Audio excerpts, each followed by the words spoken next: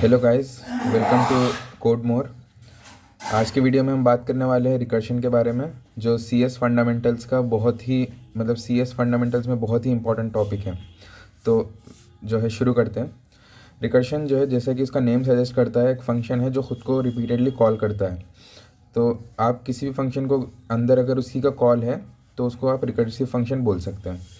उसके फंक्शन की तरफ आ जाते हैं कि फंक्शन ऑफ, उसका एक एग्जांपल देख लेते हैं। फंक्शन ऑफ इंट एन अगर है और हमें जो है इसमें दो पार्ट्स होते हैं, एक होता है बेस केस, एक होता है रिकरेंस कॉल। बेस केस इसलिए होता है कि फंक्शन जब आप उसको कॉल करते हैं तो एक स्टैक फॉर्म होता है। जैसे आपने कॉल किया function of two, function of two ने कॉल किया फंक्शन ऑफ वन को, तो यहाँ पे फंक्शन ऑफ टू स्टॉप हो जाता है अपना एग्जीक्यूशन। फिर फंक्शन ऑफ वन एग्जीक्यूट होता रहता है। फिर फंक्शन ऑफ वन कॉल करता है फंक्शन ऑफ ज़ीरो को। फिर फंक्शन ऑफ ज़ीरो जब एग्जीक्यूट होता है और उसमें अगर आपने यहाँ पे इसको स्टॉप कर दिया कि यहाँ पे ज़ीरो से आगे कुछ नहीं करना, ज़ीरो पे आपको कुछ रिटर्न कर देना है, बस ज़ीरो से आपको वापस चले जाना है, तो ये वापस जाएगा वन पे। अभी वन का एग्जीक्यूशन स्टॉप हो चुका था, अब ज़ीरो के एग्जीक्यूशन के बाद वन का एग्जीक्यूशन फिर से स्टार्ट होएगा। इसके अंदर जो फिर एग्जीक्यूशन ख़त्म हो जाएगा, जो इसने रिटर्न की थी वैल्यू वो रिटर्न करेगा। फिर वन ने जो रिटर्न किया था वो टू रिटर्न करेगा, टू का एग्जीक्यूशन फिर से स्टार्ट होगा। तो इस तरह से आपको कहीं पे जाकर जो है रिकर्शन को स्टॉप करना ही पड़ेगा। अगर आप इस तरह कर लिया तो वो मेमोरी ओवरफ्लो हो जाएगा और वो स्टैक ओवरफ्लो हो जाएगा, तो वो आप कर ही नहीं सकते। इसलिए आपको एक बेस केस लिखना ज़रूरी है और आप फंक्शन को उसी को कॉल कर रहे हैं, इसलिए रिकरेंस कॉल भी ज़रूरी है। तो देख लेते हैं एक बार। बेस केस है function will never terminate if it's not return. अगर ये नहीं लिखा तो जो है फंक्शन कभी टर्मिनेट होगा ही नहीं। अगर रिकरेंस कॉल क्या है, आप उस कोड को फिर से रीयूज़ करना चाहते हैं, जो लॉजिक आपने पहले लिखा था वो आप फिर से यूज़ करना चाहते हैं, तो इसलिए जो है आप रिकरेंस कॉल करते हैं। तो इसमें जो है एक सिंपल फंक्शन है, इसको एक बार देख लेते हैं। If n equals to zero then return zero, else return one plus function of n minus one. तो अगर ज़ीरो है तो रिटर्न ज़ीरो कर रहा है। अगर आप one plus function of n minus one है, अगर आपने फंक्शन ऑफ फाइव कॉल किया तो फंक्शन ऑफ फाइव पहले फंक्शन ऑफ फोर को कॉल करेगा, क्योंकि one plus function of four. अब यहाँ पे फाइव का एग्जीक्यूशन स्टॉप हो गया, फिर फोर से आया थ्री पे, फोर से थ्री पे आया, वन प्लस थ्री का, थ्री ने कॉल किया टू को, वन प्लस टू को, टू ने कॉल किया वन को, वन ने कॉल किया ज़ीरो को। जब ज़ीरो पे आ गया तो यहाँ पे टर्मिनेट होकर इसने ज़ीरो रिटर्न किया। अब इन सब का एग्जीक्यूशन जो स्टॉप था, एक के बाद एक के बाद एक, सबका एग्जीक्यूशन स्टॉप हो चुका था। ये सब लोग जो है स्टैक में डल चुके थे। एक स्टैक होता है जिसमें जो है आपका ये नोट करता है कि कौन सा जो है अभी एग्जीक्यूशन मैंने रोक दिया था। तो जैसे इसने स्टॉप किया, फिर वन को रिटर्न किया, वन ने टू को, टू ने थ्री को, थ्री ने फोर को, फोर ने फाइव को, फाइनली यहाँ पे आंसर फाइव रिटर्न हो गया, one plus one plus one plus करके फाइव। तो अगर आप चाहे तो इसको नॉर्मल लूप में भी लिख सकते थे। For int I equals to zero, I is less than N I plus plus, answer is equals to answer plus array of I, या फिर आंसर प्लस वन, तो रिटर्न आंसर। तो आप इस तरह उसको उसमें भी लिख सकते थे। लेकिन यहाँ पे आपने रिकर्सिव फंक्शन यूज़ करके इसको सिंपल लिख दिया, लेकिन यहाँ पे स्टैक यूज़ हुआ और यहाँ पे जो है एक्स्ट्रा स्पेस यूज़ हुआ। तो उसके बारे में अभी मैं बात करूँगा कि जो है कैसे जो है उसकी मेमोरी एक्स्ट्रा यूज़ होती है। तो आते हैं वाई रिकर्शन। रिकर्शन क्यों यूज़ करना है? तो अगर रिकर्शन जब यूज़ करना है जब बहुत उसका इम्प्लीमेंटेशन आसान हो। जैसे यहाँ पे आपको अगर सिर्फ एक ही, अगर आपको फंक्शन ऑफ समथिंग कंप्यूट करना है और आपको उसका लॉजिक पता है, तो आप सिंपली उसको इस तरह से कोड के फॉर्म में लिख सकते हो। आपको उसमें एक मेमोरी स्पेस एलोकेट करने की ज़रूरत नहीं, उसको आपको क्रिएट करने की ज़रूरत नहीं। आप उसको रिकर्शन में जो है सिंपली आपने लॉजिक लिख दिया कि अगर n ज़ीरो है तो मुझे ज़ीरो रिटर्न करो, else return one plus function of n minus one. ठीक है। तो why recursion when it is easy to implement compare to iterative versions in some cases, और iterative is preferred when multiple values are required. तो कभी कभी हमें iterative required होता है। जैसे कि अगर अभी यहाँ पे अगर हमें फंक्शन ऑफ फाइव कॉल किया, फिर अगर हमें फंक्शन ऑफ फोर भी चाहिए तो हम फिर से फंक्शन ऑफ फोर कॉल करेंगे, तो फिर से फोर थ्री को कॉल करेगा, थ्री टू को, टू वन को, वन ज़ीरो को, और फिर से रिटर्न करेगा। फाइव फिर से कॉल करेगा, फोर को, फोर थ्री को। अगर हमें चाहिए फंक्शन ऑफ 18 तो वो फिर से सबको कॉल करेगा, 18 17 को, 17 16 को। इस तरह से अगर आपको जितनी बार भी आप कॉल करेंगे उतनी बार वो एक स्टैक बनाएगा और इतनी बार वो रिकम्प्यूट करेगा। तो iterative is preferred when multiple times the values is required. अगर आप मल्टीपल टाइम्स कॉल कर रहे हैं फंक्शन को तो इटरेटिव प्रिफर्ड है। तो इसको हम बोलते हैं डायनामिक प्रोग्रामिंग। तो यहाँ से जो है डायनामिक प्रोग्रामिंग शुरू हो जाता है। मेमोराइजेशन ये डायनामिक प्रोग्रामिंग का एक पार्ट है। लेकिन डायनेमिक प्रोग्रामिंग का एक पार्ट जो है मेमोराइजेशन, जो कि टॉप डाउन है, जो ये मतलब एक अलग पार्ट है, इसके बारे में आपको अभी मैं नहीं बताऊंगा। डायनेमिक प्रोग्रामिंग का एक पार्ट है मेमोराइजेशन, जो कि रिकर्शन पे बेस्ड है। तो वो रिकर्शन का उतना ही पार्ट है बस। तो अब देखते हैं बेसिक एग्जांपल्स ऑफ रिकर्शन। उसमें फर्स्ट आता है फैक्टोरियल ऑफ ए नंबर। इसमें तो आप बहुत सारे एग्जांपल्स आप बना सकते हैं खुद से। Factorial of a number, function of n is equals to n into function of n-1, क्योंकि आपने अगर रिकरेंस रिलेशन जनरेट कर लिया, ये रिकरेंस कॉल जो आपने जनरेट कर लिया, फिर आपको बस उसका बेस केस डिसाइड करना है। उसके बाद आप एक पूरा रिकर्सिव फंक्शन लिख सकते हैं। फिबोनाची सीरीज़ का क्या है, F of N define, Fibonacci series इस तरह डिफाइंड है कि function of N is equal to function of n-1 plus function of n-2।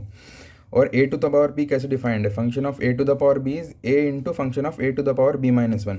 तो आप देख रहे हैं कि यहाँ से n से फंक्शन ऑफ n-1 कॉल हो रहा है, n से n-1 और n-2 कॉल हो रहा है, a पावर b से a पावर b-1 कॉल हो रहा है। तो यहाँ पे रेड्यूस हो रहा है, जो आप फिर से कॉल कर रहे हैं वो रेड्यूस हो रहा है। वो इसलिए हो रहा है क्योंकि अगर आपने उसको सेम रखा या फिर उससे थोड़ा ज़्यादा रख दिया तो वो कभी टर्मिनेट ही नहीं होगा। अगर यहाँ पे टर्मिनेट करना है तो उसको छोटा करते जाना है और बेस केस की तरफ लेके जाना है। इस तरह से आप बहुत सारे एग्जांपल्स जनरेट कर सकते हैं, जैसे sum of natural numbers and so on.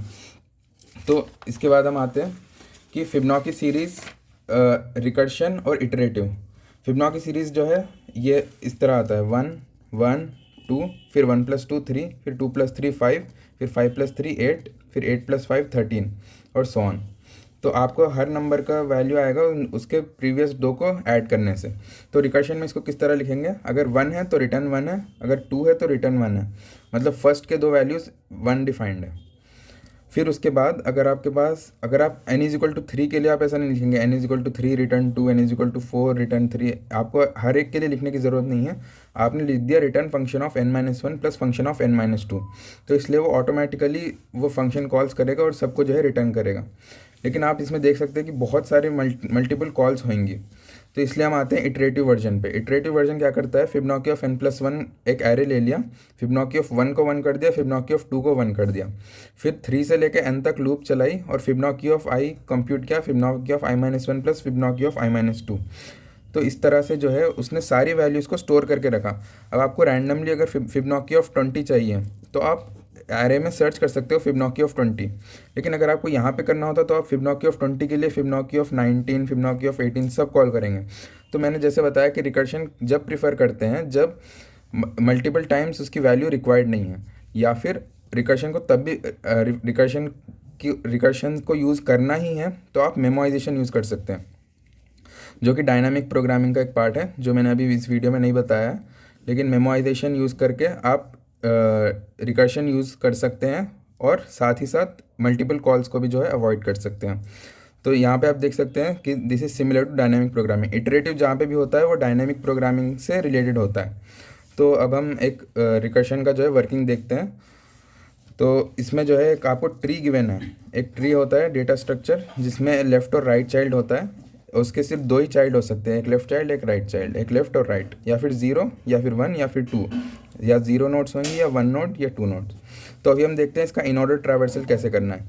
In order ये होता है बेसिकली एक ट्री का, उसके रूट नोड से अगर पहले उसके लेफ़्ट ट्री को जो है प्रिंट करना है, फिर उसको प्रिंट करना है, फिर उसके राइट ट्री को। तो यहाँ पे पहले आपको इन ऑर्डर ऑफ 10 प्रिंट करना है, मतलब इस ट्री का, फिर आपको 16 प्रिंट करना है, फिर आपको इस ट्री का इन ऑर्डर प्रिंट करना है, इन ऑर्डर ऑफ 25।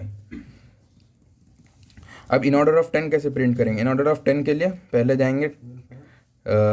जाएंगे उसके लेफ़्ट ट्री पे, इन ऑर्डर ऑफ 5, फिर प्रिंट करेंगे 10, फिर इन ऑर्डर ऑफ 13। इस तरह से जो है मतलब बेसिकली आप समझ रहे हैं कि रिकर्शन जो है पहले लेफ़्ट फिर राइट। तो अभी हम इसमें देखते हैं कि स्टैक यूज़ करके जो है कि कैसे इसमें बैक एंड में जो है कैसे वो हो रहा है और कैसे प्रिंट होएगा। तो पहले इन ऑर्डर का यहाँ पे कोड लिखा हुआ है, if T is null then return, otherwise print, मतलब इन ऑर्डर कॉल कर दो लेफ़्ट के लिए और प्रिंट कर दो उसके बाद डेटा को, उसके बाद राइट को कॉल कर दो। तो अभी यहाँ पे जो है 16 पे आ गए। तो पहले 16 पे आते ही वो देखेगा कि नल नहीं है तो वो लेफ़्ट को कॉल करेगा। तो अभी 16 स्टैक में चला जाएगा। अभी हम एग्जीक्यूट कर रहे हैं 10 को। अब 10 पे, अब यहाँ पे स्टॉप हो गया है। अब 10 का कॉल किया है। अब 10 के कॉल में फिर वो देख रहा है 10 नल है, नहीं 10 नल नहीं है। फिर इसके बाद in order of T R O left, in order of 5। तो अब यहाँ पे फिर से स्टॉप हो गया। जो 10 का एग्जीक्यूशन है वो भी स्टॉप हो गया, 16 का एग्जीक्यूशन ऑलरेडी स्टॉप था। तो अब 5 पे हैं अभी हम। अब 5 पे आके देखता है कि क्या 5 नल है, तो 5 नल नहीं है, तो वो अब उसके लेफ्ट को कॉल करता है, तो उसका लेफ्ट जो है नल है। तो ये 5 का एग्जीक्यूशन स्टॉप हो गया। अब नल पे जाता है, नल पे जाने के बाद वो रिटर्न कर देता है। तो अगर ये बेस कंडीशन नहीं होती तो उसके बाद हम कभी टर्मिनेट ही नहीं करते, बिल्कुल लेफ्ट लेफ्ट लेफ्ट लेफ्ट जाते रहते हैं। तो अभी हमने यहाँ पे टर्मिनेट कर दिया। तो अब यहाँ से हम इस पे आ गए print of T R O data. ये हम 5 के print of T R O data पे आ गए। तो अब 5 प्रिंट हो जाएगा। अभी मैंने यहाँ पे लिखना भूल गया कि 16 और 10 स्टैक में चले जाएंगे, 16 10 5। उसके बाद अब 5 का एग्जीक्यूशन चल रहा था, तो 5 को जो है 5 के वापस आ जाओ। तो 5 का प्रिंट है टी आर ओ डेटा, तो 5 को लाओ और 5 को प्रिंट कर दो। उसके बाद in order of T R O right, in order of इसका राइट। तो 5 का राइट है नल, तो जब ये इसका एग्जीक्यूशन कॉल करेगा तो फिर से 5 स्टैक में चला जाएगा। अब नल को जाएगा तो नल जो है रिटर्न कर देगा, कुछ नहीं प्रिंट करेगा। तो फिर से अब 5 के एग्जीक्यूशन पे आके in order of T R O right, यहाँ पे फंक्शन हमारा ख़त्म हो गया। तो हमने 5 को जो है पूरा हमारा फंक्शन एक बार 5 के लिए पूरी तरह रन हो गया। अब जब 5 के लिए रन हो गया तो यहाँ पे ये एक कॉल की थी 5 की, in order of T R O left 5 के लिए। अब print of T R O data करना है। तो अब 5 जो है स्टैक से निकल गया है। अब print of T R O data करना है, तो प्रिंट 10 करना है। अब in order of T R O right, in order of 13 और 14। अब 13 और 14 का जो है इन ऑर्डर करना है। तो 13 और 14 में जो है स्टैक में पहले जाएगा 13, फिर जाएगा 14, फिर 14 और 14 का लेफ्ट और राइट दोनों नल है, तो 14 प्रिंट होएगा। फिर जब 14 का एग्जीक्यूशन हो गया तो 13 पे आएगा, 13 प्रिंट होएगा। अब 10 का जो है लेफ्ट भी हो गया, राइट भी प्रिंट हो गया, तो अब 10 स्टैक से बाहर आ जाएगा 10।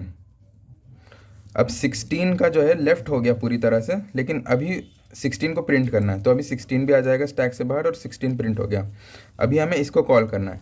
तो सिमिलरली इसका राइट जो है कॉल होगा 25 18 और 28। तो 25 18 28 उसी फैशन में कॉल होंगे। मैं आपको स्टैक में दिखा देता हूँ। स्टैक में 25 चला जाएगा, फिर 18 पे आएगा, फिर 18 का लेफ्ट कुछ नहीं है तो 18 पॉप होएगा, 18 को प्रिंट कर देना है। फिर उसके बाद 25 पे आएगा, 25 को प्रिंट कर देना है। अब 28 पे जाएगा, 28 का लेफ्ट और राइट कुछ नहीं है, फिर 28 पॉप हो गया 28। तो फाइनली यहाँ पे 16 का जो है राइट का कॉल फिनिश हो जाएगा। जब 16 का राइट का कॉल फिनिश हो गया तो फंक्शन टर्मिनेट होकर आपको ये इन ऑर्डर ट्रैवर्सल आ गया। तो यहाँ पे स्टैक का यूज़ हुआ और इस तरह से जो है ये हुआ। अगर आप इसका कोड लिखने में देखते हैं तो ये बिल्कुल सिंपल कोड है, यहाँ पे मल्टीपल कॉल्स नहीं हो रहे। अगर आप इसका इटरेटिव वर्जन लिखेंगे तो आपको बहुत ज़्यादा जो है इसमें स्टैक लगा के सोचना पड़ेगा कि स्टैक मुझे कितने तक डालना है। तो इस तरह के केसेस में जो है रिकर्शन जो है बेटर है, और कुछ केसेस में इटरेटिव वर्जन जो है बेटर है। तो इस तरह से जो है आप रिकर्शन का जो है देख सकते हैं, और रिकर्शन के बहुत सारे जो है यूजेस हैं और मल्टीपल जो है जगहों पर इसको यूज़ करते हैं। तो इस तरह से अगर आपको मतलब रिकर्शन के बारे में समझना है तो बेसिकली यही था। Okay, thank you guys.